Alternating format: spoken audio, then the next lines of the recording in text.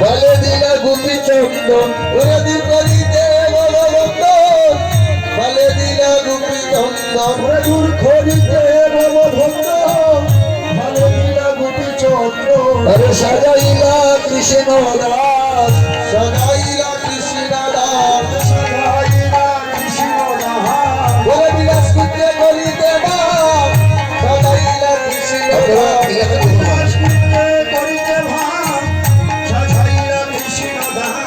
করতে দিলা প্রসাদী মালা করতে দিলা প্রসাদী মালা করতে দিলা প্রসাদী মালা করতে দিলা প্রসাদী মালা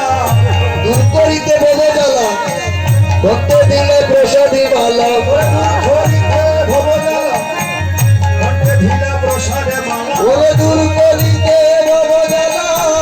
করতে দিলা প্রসাদী মালা দূর করিতে ভব জ্বালা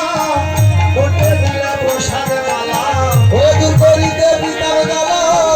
করতে দিলা প্রসাদী মালা ওটার করতে দিলা প্রসাদী মালা করতে দিলা প্রসাদী মালা আরে সাজাইলা কৃষ্ণ দাস সাজাইলা কৃষ্ণ দাস ওরে সাজাইলা কৃষ্ণ দাস সাজাইলা কৃষ্ণ দাস ওরে বিলাস করতে করিতে বাপ করিতে কৃষ্ণ দাস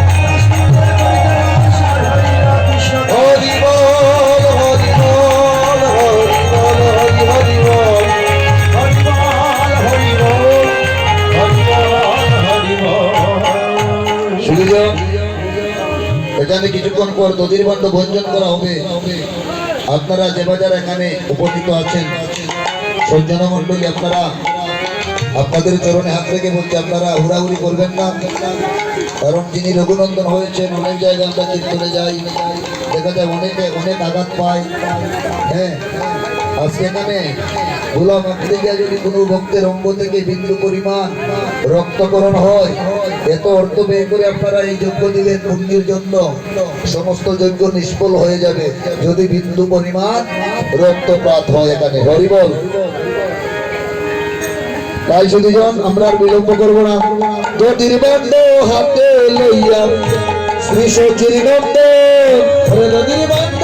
হাতে লইয়া শ্রী সচির নন্দন